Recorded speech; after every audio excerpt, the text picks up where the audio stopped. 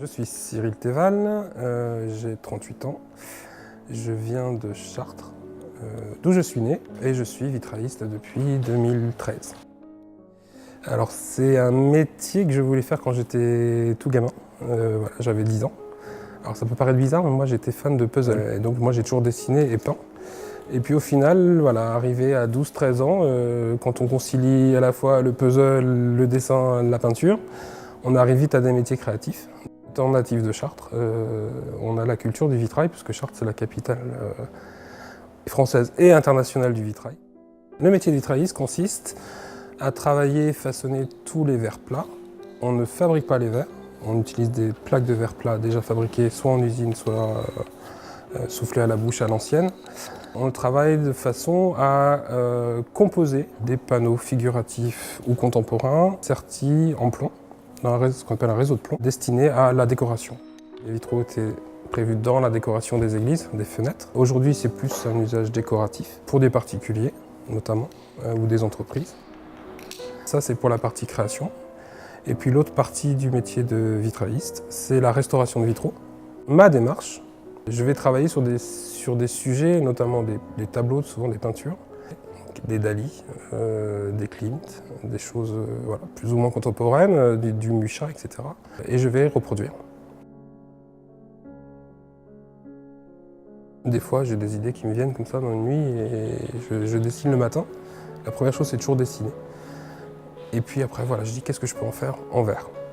Est-ce que ce serait bien déjà de le faire en vitrail ou pas? Ça, c'est pour moi. C'est pour quand je veux montrer des choses, quand je veux montrer mon savoir-faire. Et ma patte artistique aussi.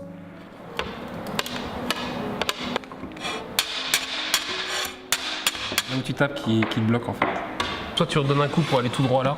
C'est comme ça. Ouais.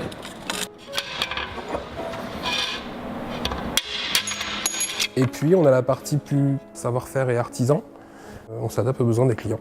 On part toujours, comme je disais, d'une maquette. Donc la maquette, c'est un dessin sur une feuille A4. Une fois que le client a validé sa maquette, on va passer par les différentes étapes d'un vitrail traditionnel. Donc le carton, le report au calque, le calibrage des pièces, parce que chaque pièce, forcément, c'est comme un puzzle, chaque pièce est découpée. Et puis voilà, la coupe des verres et le montage au plomb, classique. Non? Là, il est rentré. D'accord. Mais j'ai pas l'impression qu'il est loin, enfin. Non, mais t'as que 1 mm dedans. Ah, d'accord. Ah ouais. Les techniques que j'utilise ou que je mets le plus en avant aujourd'hui, c'est le vitrail au plomb, le vitrail traditionnel. Pour toute la partie décoration d'intérieur, les portes, les fenêtres, c'est vitrail et plomb. Art déco, art nouveau.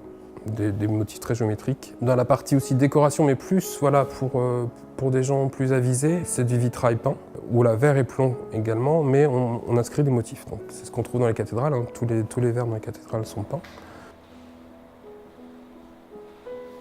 Et puis la troisième technique que moi j'utilise, c'est le fusing, ou le fusionnage, qui permet une grande liberté, qui permet de faire beaucoup de petites pièces. Le fusionnage, finalement, c'est la plus ancienne technique de vitrail, avant même le plomb, parce qu'elle existait déjà chez les Égyptiens.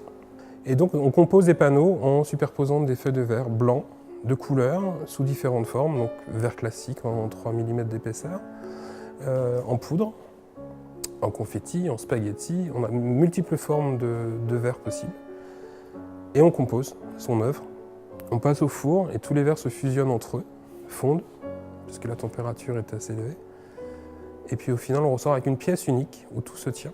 Et c'est le panneau, c'est le vitrail. Ça reste du vitrail. Les gens ont dans l'image que le vitrail, c'est du verre et du plomb.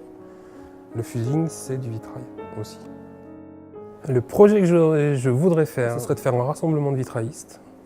Pas les grands maîtres qu'on connaît. Développer une nouvelle tendance. Et faire une expo dans un lieu sacré. Donc voilà, chacun apporte sa touche personnelle. Ça serait un truc génial.